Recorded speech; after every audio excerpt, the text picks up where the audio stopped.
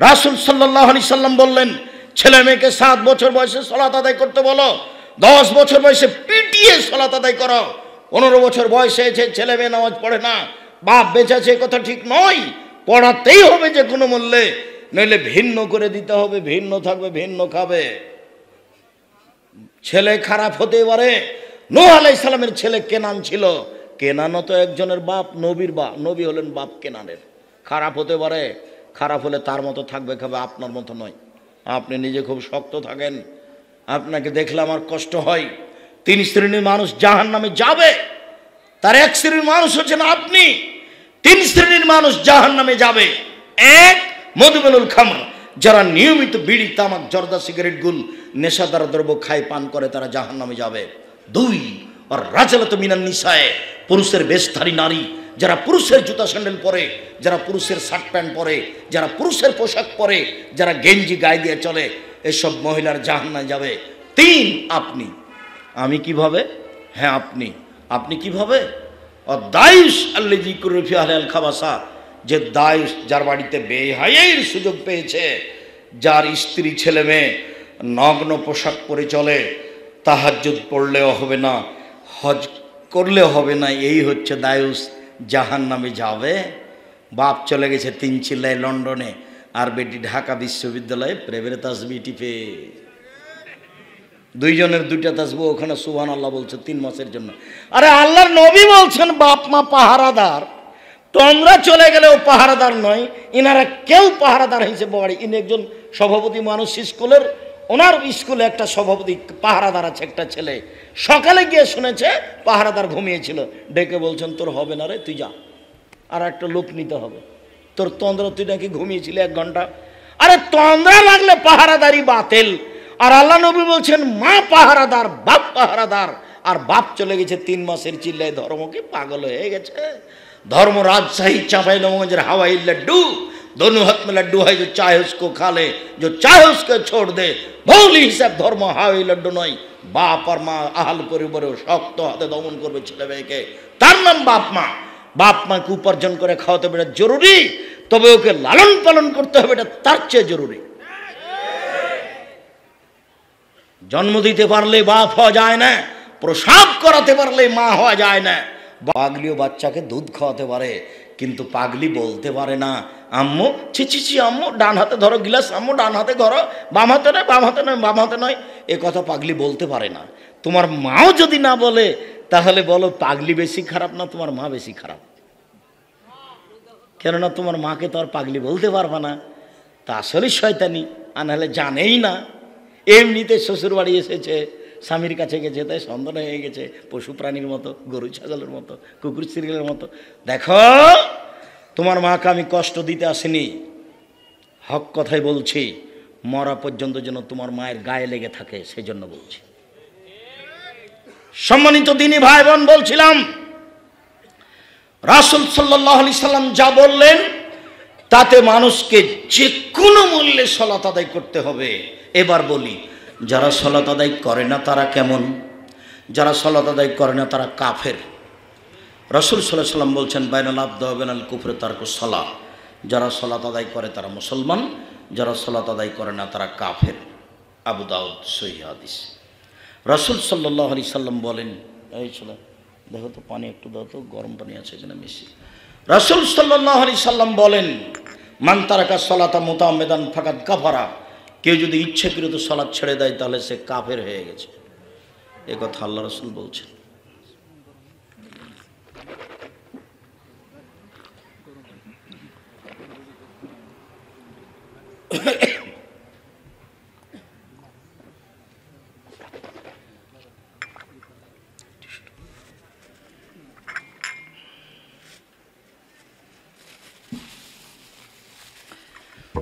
আবু হুরায়রা রাদিয়াল্লাহু তাআলা আনহু বলেন, রাসূল সাল্লাল্লাহু আলাইহি ওয়াসাল্লাম বলেছেন, উমিরতু নুকাতিলান নাস, আমাকে আদেশ করা হয়েছে মানুষের বিরুদ্ধে আমি যুদ্ধ চালিয়ে যাব, মরব না হয় মারব, যতক্ষণ পর্যন্ত লা ইলাহা ইল্লাল্লাহ না বলবে আর যতক্ষণ পর্যন্ত সালাত আদায় না করবে। যদি সালাত আদায় করে তাহলে সে এবং তার অর্থ সম্পদ নিরাপদে, আর যদি সালাত আদায় না করে তাহলে তাকে পিটিয়ে সালাত আদায় করবো, মরবো না হয় মারবো। সালাত আদায় করাবো, মরবো না হয় মারবো, তার অর্থ সম্পদ লুটে নিব। এই হাদিস থেকে সেই কালে ইমাম আহমদ ইবনে হাম্বল রাহিমাহুল্লাহ বলেছেন, কেউ যদি অলসতা করে এক ওয়াক্ত সালাত ছেড়ে দেয় তাহলে তাকে হত্যা করতে হবে, সেই কালে বলেছেন। এই হাদিস থেকে ইমাম আবু হানিফা রাহিমাহুল্লাহ বলেছেন, কেউ যদি অলসতা করে সালাত আদায় না করে তাকে জেলখানায় বন্দি করে পিটিয়ে সালাত আদায় করাতে হবে। বর্তমান বিদ্বান এই হাদিসকে সামনে রেখে বলছেন, বিদ্বানগণ, আরবি বিদ্বানগণ, যে স্বামী নামাজ পড়ে স্ত্রী পড়ে না, স্ত্রী পড়ে স্বামী পড়ে না, তাহলে বিভাগ কেটে গেছে। চেয়ারম্যান লাগে না, মেম্বার লাগে না, কাজী লাগে না, খাতা কলম লাগে না, বিভাগ এমনিতেই গেছে। শুধু তাই নয়, তারা আরো বলছে, এই স্বামী যদি মারা যায়, এই স্ত্রী যদি মারা যায়, তাহলে তাকে শ্মশান ঘাটে ফেলে দিতে হবে, তার জানাজা কাফন দাফন হবে না, মুসলিম কবরস্থানে তার কবর হবে না। তারা লিখতে লিখতে এত শক্ত অবস্থানে গেছে। অথচ আমাদের দেশে মানুষ সালাতই আদায় করে না, দিন চলছে, সবারই চলছে। আজান হয়ে গেলে আপনি সৌদি আরবে যান, জিদ্দায় যান, যেখানেই যান, সবসময় মানুষ টয়লেটে লাইন ধরে আছে। আর মসজিদের সাথে টয়লেট আছে 15টা, 20টা, 30টা, 40টা, তবু মানুষ লাইন ধরে আছে। কেন? সবাই গেছে সালাত আদায় করতে। আর আমাদের দেশে যখন আজান হবে তখন মসজিদের টয়লেটে মানুষই নাই। টয়লেটে যদি ঢোকেন তাহলে তো অন্তত 15-20 দিনের মধ্যে কেউ আসেনি। এ ধরে আছে মাকড়সা। মাকড়সা বোঝেন আপনারা? টয়লেটের এইদিকে দেখবেন মাকড়সার জাল লেগে আছে। আর দেখবেন যদি এটা খুলনার টয়লেট হয় তাহলে দেখবেন যে ভিতরে কি পড়ে আছে, টিস্যু। আল্লাহর রাস্তায় ধর্মে এখানে এসে পাগল হয়ে গেছে। আল্লাহ তুমি রহম করো, লা ইলাহা ইল্লা আনতা সুবহানাকা ইন্নী কুনতু মিনাজ জালিমিন। মানুষ সালাত আদায় না করলে মানুষ কাফের হয়ে যায়। এবার যারা সালাত আদায় করে রাসূলের পদ্ধতিতে করে না, তারা কেমন? মহান আল্লাহ বলেন, ফাওয়াইলুল লিল মুসাল্লিন আল্লাযীনা আন সালাতিহিম সাহুন। যারা সালাত আদায় করে রাসূলের পদ্ধতিতে করে না, তারা অয়েল নামক জাহান্নামে যাবে, ওরা জাহান্নামী। রাসূল সাল্লাল্লাহু আলাইহি সাল্লাম বলেন, যে ব্যক্তি ঠিক ঠিক সালাত আদায় করে না, এখনো ইয়াউমুল কিয়ামা কারুন ফেরাউন হামান, ও বিচারের মাঠে ফেরাউনের সাথে জাহান্নামে যাবে। দুঃখিত,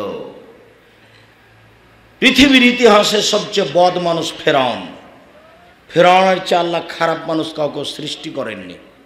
পৃথিবীর ইতিহাসে ফেরাউনের চেয়ে বদ মানুষ কেউ নেই। লম্বা কথা এখানে নেই, এতটুক খালি থাকলো, পৃথিবীর ইতিহাসে সবচেয়ে বদ মানুষ ফেরাউন। যে ব্যক্তি সালাত আদায় করলো, ঠিক মতো করলো না, বিচারের মাঠে কার সাথে থাকবে? ফেরাউনের সাথে থাকবে। খুব দুঃখজনক কথা। একটা লোক আল্লাহর নবীর কাছে এসে 2 রাকাত সালাত আদায় করে সালাম দিল। তখন আল্লাহ রাসূল বললেন, তুমি সালাত আদায় করো, তুমি সালাত আদায় করনি। লোকটি আবার 2 রাকাত সালাত আদায় করে আল্লাহ রাসূলকে সালাম দিল। আল্লাহ রাসূল বলেন, সাল্লি ফাইন্নাকা লাম তুসাল্লি, সালাত আদায় করো, তুমি সালাত আদায় করনি। লোকটি আবার 2 রাকাত সালাত আদায় করে আল্লাহ রাসূলকে সালাম দিল। আল্লাহ রাসূল বলেন, তুমি সালাত আদায় করো, তুমি সালাত আদায় করনি। তখন লোকটি বলছে, আল্লামনি কাইফা উসাল্লি, এর চেয়ে ভালো করে তো আমি সালাত আদায় করতে পারবো না, কিভাবে সালাত আদায় করতে হবে আপনি বলে দেন। লোকটার ভুল ছিল রুকু আর সিজদায়। আল্লাহ নবী যদি তাকে বলতেন, হ্যাঁ তুমি সালাত আদায় করেছ, তবে খুব একটা সুন্দর হয়নি, এই কথা বললে তো কিছুটা হতো। আল্লাহ রাসূল যাবে সরাসরি না করে দিলেন। অথচ লোকটা কয়বার সালাত আদায় করেছে? 3 বার। অথচ একজন সাহাবী সালাতই না করে দিলেন। ভুল ছিল কোথায় বলেন তো? রুকু সিজদায় তাড়াহুড়া করে, যেটা খুলনাতে হয়, যাচ্ছে আর আসছে, যাচ্ছে আর আসছে। আপনাকে আমি তুচ্ছ করে বলিনি, হাসা আল্লাহে, একটা গতিতে বললাম আর কি। পরিস্থিতি যাতাতে বৃহত্তর খুলনা, বৃহত্তর নোয়াখালী, বৃহত্তর চট্টগ্রাম, বৃহত্তর সিলেট, বৃহত্তর বরিশাল, বৃহত্তর ফরিদপুর শিরক বেদাতের সাথে বেশি জড়িয়ে। আলহামদুলিল্লাহ, এক সময়ে বরিশালে 3 দিন যাবৎ থেকেছি 2003 সালে, একটা মানুষও দেখিনি সঠিক আকিদার। এখন যদি আমি বরিশালে কোনো মসজিদে যাই জুমার খুতবা দিতে, দেখবেন সঠিক আকিদার মানুষ খালি ঠেল মানে না। এই যে গত জুমায় চট্টগ্রামে ছিলাম, আপনি দেখেন আমি মসজিদে যেতেই পারি না, যাওয়াই কঠিন, গাড়ি থেকে নামাই কঠিন, এত মানুষ সামনে ভিড় করে আছে। মসজিদের মেম্বার পর্যন্ত যাওয়া কঠিন, অন্তত 20, 30, 25 জন লোক লাগছে মেম্বার পর্যন্ত নিয়ে যেতে। চট্টগ্রামে, সিলেটে, বরিশালে, যেগুলোতে একদিন মানুষ আকিদার সঠিক আকিদায় ছিল না, আলহামদুলিল্লাহ আলহামদুলিল্লাহ আলহামদুলিল্লাহ, আল্লাহ তুমি পথ সহজ করো, আমার দিনী ভাই বোনদের আকিদা সংশোধন করে তাদের পরকাল কল্যাণ করো। সম্মানিত দিনী ভাই বোন, সংক্ষিপ্ত বললাম, যারা সালাত আদায় রাসূলের পদ্ধতি করে না তাদের সালাত কবুল হবে না। আর একটু শক্ত করে বলি একটা হাদিস, যেটা খুলনার মাওলানা আব্দুর রউফ খুলনা বলতেন, নাম শুনেছেন কিনা? মাওলানা আব্দুর রউফ খুলনা বলতেন, সে হাদিসটা বুখারীতে 18 বার এসেছে। আবু সাইদ খুদরি, আলী শোনো, কতগুলি লোক বের হবে, তারা এত বেশি বেশি সালাত আদায় করবে, তোমাদের সালাত তাদের কাছে কিছুই না। আবু সাইদ খুদরি শোনো, কতগুলি লোক বের হবে, তারা এত বেশি বেশি সিয়াম পালন করবে যে তোমাদের সিয়াম রোজা তাদের কাছে কিছুই না, তোমাদেরগুলো একেবারেই কম, ওদের খুব বেশি। তারা এত তাসবিহ দানা গুনবে, তাসবিহ দানা 1000 দানার তাসবিহ গুনবে, মেশিনে তাসবিহ গুনবে, যে তোমাদের তাসবিহ তাহলিল তাদের কাছে কিছুই নাই। শোনো, ওদের যদি মারতে পারো তাহলে সবচেয়ে বেশি নেকি বাবা। কেমন হয়ে গেল না? হাদিস বুখারী মুসলিম 18 বার এসেছে, হাদিস বুখারীতে 18 বার। বেশি নামাজি, বেশি সালাত আদায় করি, বেশি সিয়াম পালন করি, বেশি তাসবিহ তাহলিল করি, তার মানে ওই তাসবিহ রাসূলের পদ্ধতিতে হয়নি, ওই সালাত রাসূলের পদ্ধতিতে হয়নি, ওই সিয়াম রাসূলের পদ্ধতিতে হয়নি। আমি বলছি আঙ্গুলে তাসবিহ গণনা করেন, আঙ্গুল কথা বলবে, তখন আমাকে বলছে যে আঙ্গুলে বললে ভুল হবে, যে তাই তাসবিহ দানাই গুনি। তাই আমি বলছি জীবন পরে যদি মরা পর্যন্ত একদিনও ঠিক না হয় তবু নেকি হবে, কিন্তু তাসবিহ দানায় গণনা করলে এটা বিদাত হয়ে যাবে, তখন ইহ কালো গেল, পরকালো গেল, সব কিছু হারিয়ে গেল। শিরক বেদাত দুইটা মানুষের ধারণে নেকির কাজ, দুটাই হলো মহাপাপ। এবার সাল্লু কামা রাআইতুমুনি উসাল্লি, পৃথিবীর মানুষ আমাকে যেভাবে সালাত আদায় করতে দেখছো সেভাবে সালাত আদায় করো। হাদিস তো বুখারী মুসলিম। আল্লাহ রাসূলকে বেঁচে আছেন যে তাকে দেখে দেখে সালাত আদায় করব? এখন তাহলে আব্দুর রাজ্জাক সাহেব আপনি বলেন কি করতে হবে?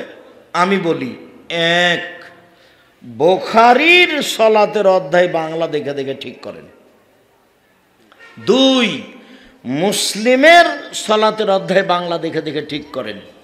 3, রিয়াজুস সালেহিন হাদিসের বই সালাতের অংশ বাংলা দেখে দেখে ঠিক করেন।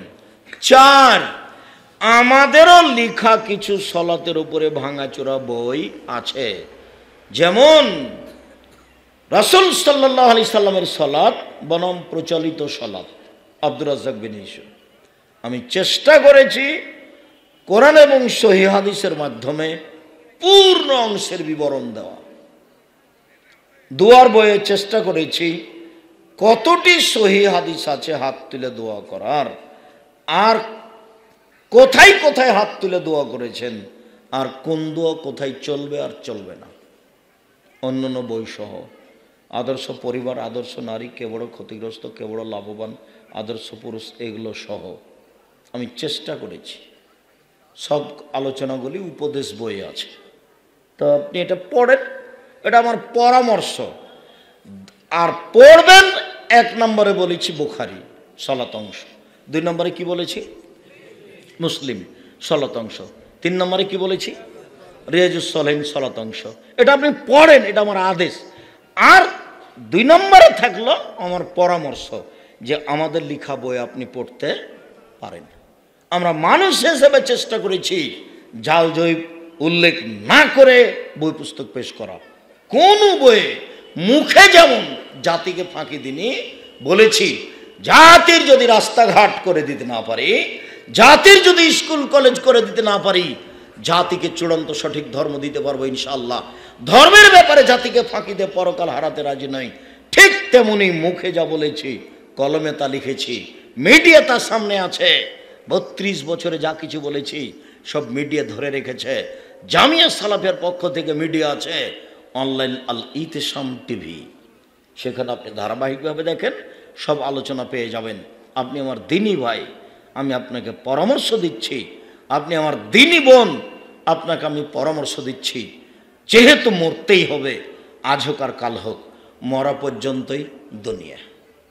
মরে গেলে বাড়ি গাড়ি জমি জায়গায় কোনো হিসাব থাকবে না।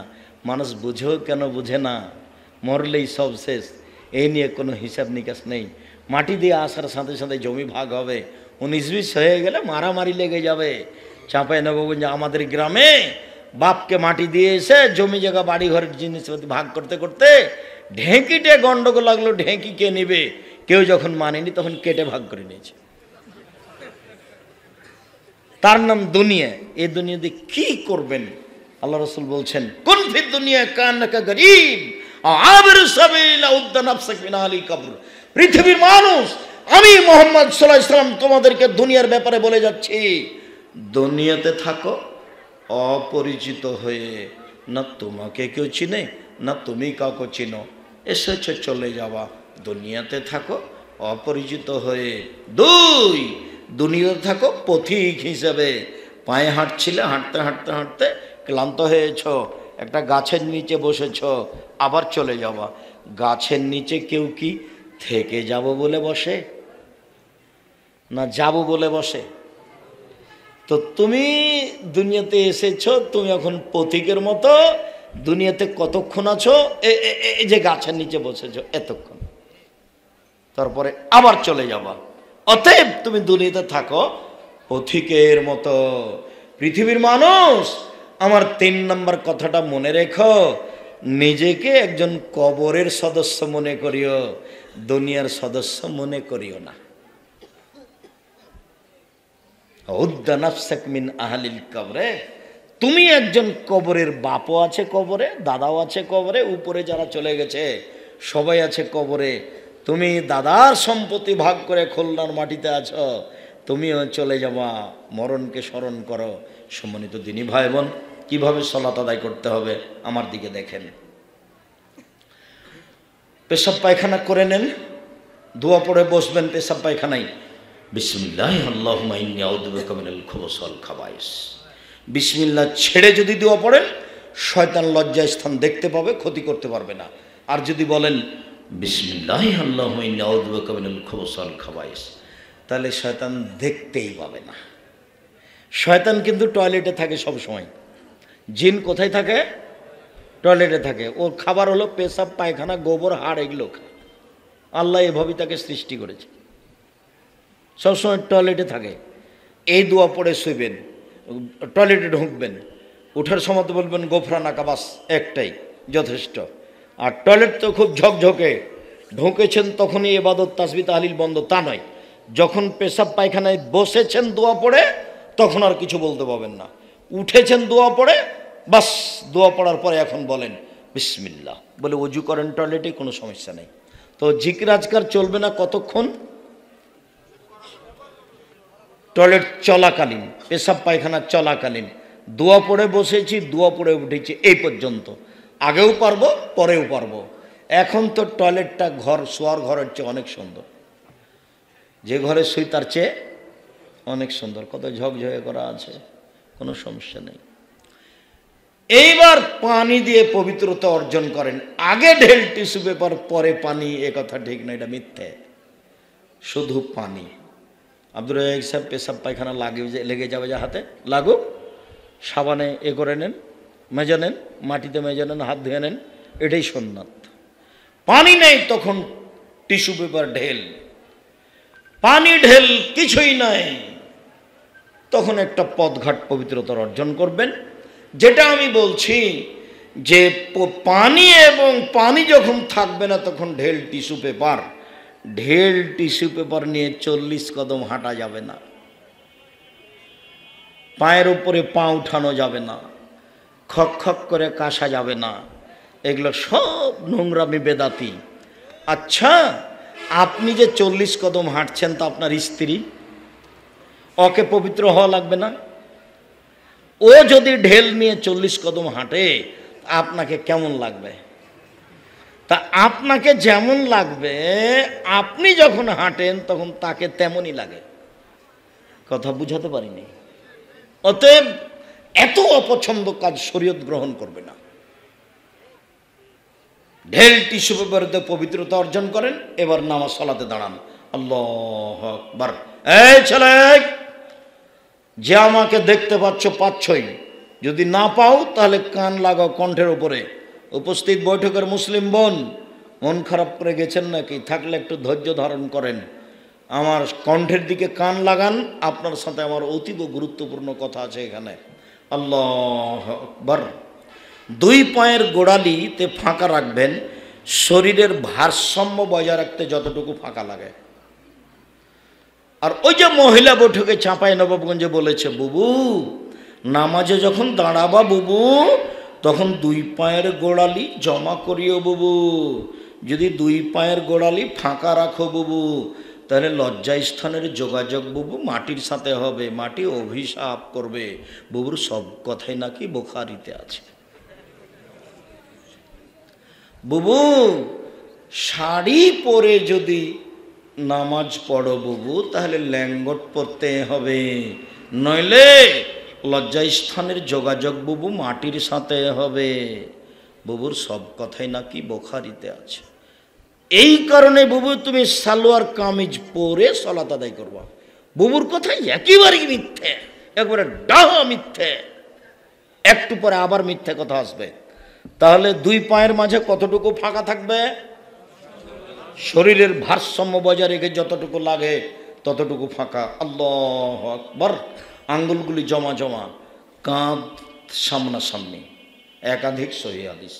কানের লতি সামনাসামনি, একটু উঁচু, কাঁধ সামনাসামনি, কানের লতি সামনাসামনি, সব সহিহ হাদিস।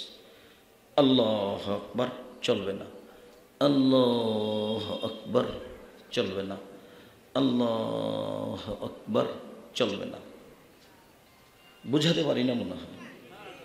কাঁধ সামনাসামনি না হলে কানের লতি সামনাসামনি। ডান হাতের কবজি বাম হাতের কবজির উপরে সহিহ হাদিস। বাহুর উপরে বাহু সহিহ হাদিস। বুকের উপরে রাখেন 5টা সহিহ হাদিস। নাভির নিচে রাখেন 3টে জাল ও জয়ীফ হাদিস, আমলযোগ্য নয়। এখন পাল্টাপাল্টি যেহেতু চলছে, আমার মাঝাবি ভাইদের জন্য এগুলোই চলে না, ওগুলোই চলে। যাক, এই বিষয়ে আমি কোনো কথা বলতে রাজি নই। 5টা সহিহ হাদিস বুকের উপরে বাঁধেন, তারপরে দোয়া। জায়নামাজে এসে কোনো প্রকার নিয়ত পড়বেন, নিয়ত পড়লেই সালাত আর কবুল হবে না। নয়তো নুসাল্লি 4 রাকাতিল জোহরে, জোহরের 4 রাকাত ফরজের নিয়ত করলাম, তাহলে আর সালাত কবুল হবে না। কেন? এটা বিদাত। এতক্ষণ যে উজু করলেন, সব কিছু করলেন, অন্তরে যে ভাবছেন, এটার নাম কি? এটার নাম নিয়ত। নিয়তের মানে হলো অন্তরের পরিকল্পনা। মুখে উচ্চারণ করলে সেটা বিদাত হবে। কোনো ধর্মে কোনো মাঝাবে মুখে নিয়তের কথা লেখা নেই। সব জায়গাতেই মানুষের বানানো কথা আছে। বই না হলো কি করলে কি হয়, কি করলে ছাই হয়, কিছুই হয় না। আল্লাহু আকবার। আল্লাহুম্মা বা'id বাইনি ওয়া বাইনা খাতায়ায়া কামা বা'adta বাইনাল মাশরিক ওয়াল মাগরিব। আল্লাহ তুমি আমাকে আমার পাপকে অত দূরত্বে রাখো, পূর্ব এবং পশ্চিমকে যত দূরত্বে রেখেছো, পশ্চিম থেকে পূর্ব 1,00,000 কোটি মাইল দূরে তুমি আমার থেকে আমার পাপকে 1,00,000 কোটি মাইল দূরে রাখো। আল্লাহুম্মা নাক্কিনি মিনাল খাতায়া কামা ইয়ানাক্কাল সাবুল আবিজ মিনাদ দানাস। তুমি আমার পাপকে ধুয়ে পরিষ্কার করে দাও, যেমনভাবে সাদা কাপড়কে ময়লা থেকে ধুয়ে পরিষ্কার করা হয়। আল্লাহুম্মা আগসিল খাতায়া বিল মাই ওয়াস সালজাল বারাদ। আল্লাহ তুমি আমার পাপকে ঠান্ডা পানি দিয়ে বরফ দিয়ে ধুয়ে পরিষ্কার করে দাও, ঝকঝকে করে দাও। আউযু বিল্লাহি মিনাশ শাইতানির রাজিম। মারদুদ বিতাড়িত শয়তান থেকে পরিত্রাণ চাচ্ছি। বিসমিল্লাহির রহমানির রহিম। পরম দাত ও দয়ালুর নামে আরম্ভ করছি। আলহামদুলিল্লাহি রাব্বিল আলামিন। বিশ্বজগতের প্রতিপালকের প্রশংসা। আর রহমানির রাহিম, তিনি হচ্ছেন পরম দাতা দয়ালু। মালিক ইয়াউমিদ্দিন, তিনি হচ্ছেন বিচার দিনের মালিক।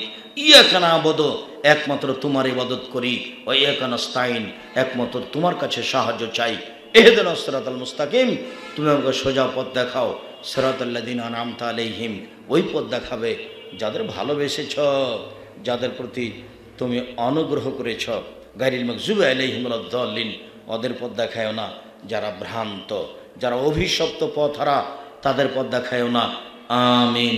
দীর্ঘ সময় ধরে তোমার দরবারে যে প্রার্থনা করলাম, সেই প্রার্থনা তুমি কবুল করো। খেয়াল করবেন, খুব এক খেয়ালে।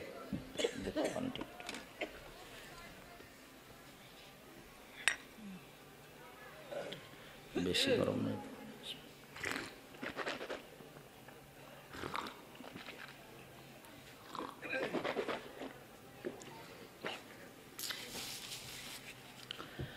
সূরা ফাতিহা দুনিয়াতে ব্যতিক্রম দোয়া, যার কারণে একাই থাকলেও পড়তে হবে, জামাতে হলেও পড়তে হবে, সরবে হলেও পড়তে হবে, নীরবে হলেও পড়তে হবে, ইমাম হলেও পড়তে হবে, পিছনে হলেও পড়তে হবে।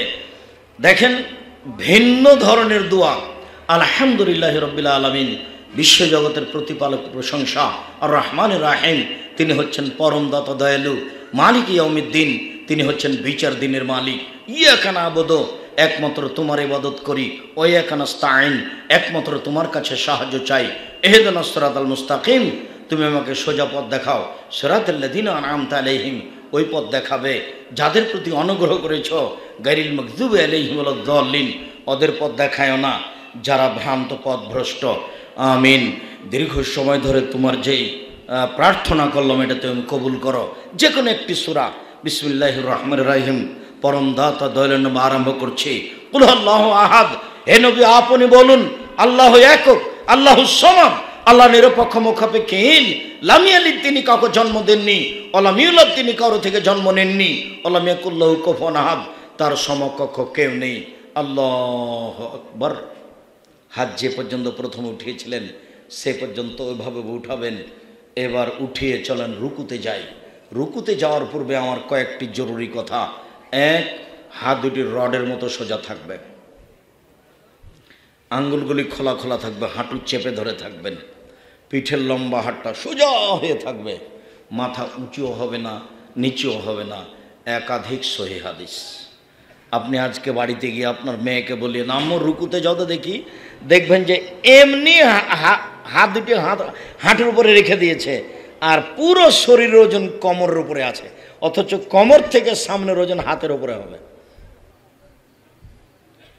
এমনি দেখবেন যে এমনিতেই রুকুতে গিয়ে এরকমভাবে হয়ে আছে। বুঝাতে পারিনি মনে হয় কথাটা। অথচ রুকুতে যখন যাবেন, তখন কোমর থেকে সামনের ওজন কোথায় থাকবে? হাতের উপরে থাকবে, আঙ্গুল খোলা খোলা থাকবে, সোজা থাকবেন। সুবহান রাব্বিল আযীম, মহান আল্লাহর পবিত্রতা বর্ণনা করছি। যতবার ইচ্ছা, 3 বার 5 বার 10 বার, একটা হাদিস ঠিক নয়, যে যা পারে বলুন।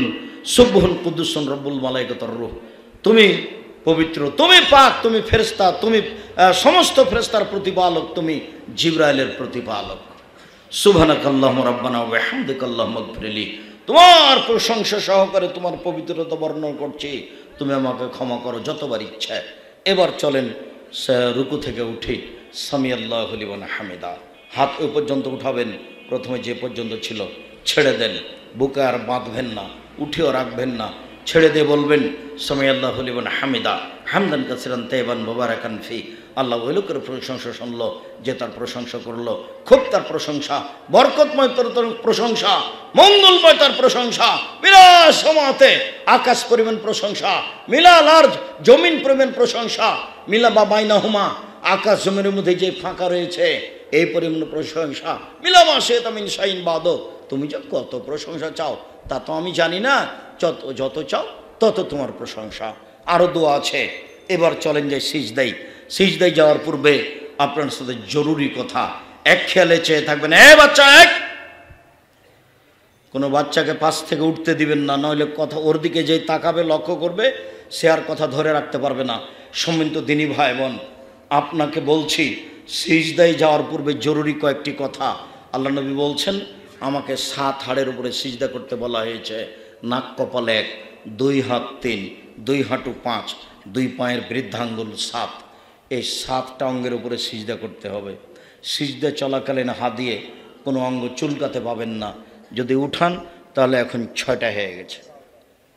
আর যদি হাত দিয়ে উঠাতে গিয়ে পা উঠে চুলকান তাহলে এবার 2টা উঠে গেছে। আছে কয়টায়? 5টা আছে। অথচ আদেশ আছে কয়টা অঙ্গের উপরে? 7টা। খুব খেয়াল করে রাখবেন। আর নাক কপাল 2টা মিলে 1টা 2টাই মাটিতে লেগে থাকবে। নাক আগে না কপাল আগে এই বিষয়ে কোনো কথা নেই। মাটি যেটাই আগে যাক, মাটিতে 2টাই লেগে থাকতে হবে, এটা হলো আদেশ। নাক কপাল 2টা, নাক কপাল 2 মিলে 1, 2 হাত 3, 2 হাঁটু 5, 2 পায়ের বৃদ্ধাঙ্গুল 7। আরও জরুরি কথা, 2 হাত আঙ্গুল জমা জমা করে কানের পাশে রাখতে হবে। মাথাটা 8-10 আঙ্গুল আগিয়ে রাখবেন কপাল, যাতে করে পিঠের লম্বা হাতটা একবারে সোজা হতে পারে। বুক থেকে উরু পৃথক হয়ে থাকবে, যাতে করে ছাগলের বাচ্চা পার হতে পারে। পুরুষ নারী একই হুকুম, ভিন্নর কোনো বিবরণ হাদিসে নেই। যেটুকু আছে সেটুকু ত্রুটিপূর্ণ, অতএব সেটুকু আলোচনা করে লাভ নেই। ছেলেদের মেয়েদের সলাতের মধ্যে কোনো পার্থক্য নাই, এতটুক যে মেয়ে যদি ইমাম হয় সামনে যেতে পাবে না, লাইনে দাঁড়াবে। মেয়ে যদি ইমাম হয় ভুল হয়ে গেলে সুবহানাল্লাহ বলতে পাবে না, এভাবে হাতের উপরে আঘাত করে সংশোধন করবে। এই দুটাই পৃথক বলতে পারেন। এরপরে আপনি চলেন। বলছিলাম 2 পায়ের গোড়ালি সহ 2 পায়ের বৃদ্ধাঙ্গুল একসাথে লেগে থাকবে। ডান পায়ের বৃদ্ধাঙ্গুল সরানো যাবে না, এই কথা ঠিক নয়। 2 পা এভাবে জমা ধরে থাকবে সিজদার সময়। কথা বুঝতে পারেননি মনে হয়। আর কোনো এভাবে উঠে থাকবে, বুকের নিচ দেনে ছাগলের বাচ্চা পার হতে পারে। হাত দুটি জমা জমা না কানের পাশে থাকবে। বলুন, তারপরে চুল এবং কাপড় জড়িয়ে নিতে নিষেধ করা হয়েছে। কেউ হাত জড়াতে পাবেন না সলাতের সময়। এমনি সময়ে জড়ান, হাত খুলে দিতে হবে। পায়জামা প্যান্টকেও নিচে জড়াতে পাবেন না, নিষেধ। কেন? সব কিছু সিজদা করতে যাই। যদি জড়াতে হয় তাহলে উপরে জড়িয়ে নেন, প্যান্ট উপরে জড়িয়ে নেন। আর প্যান্ট আগামীকাল 10টা হতে হতে কেটে দিবেন। কারো প্যান্ট যেন টাকানো নিচে না থাকে, চিরদিনের জন্য হারাম। কেটে নিয়ে জীবিকা নির্বাহ করেন।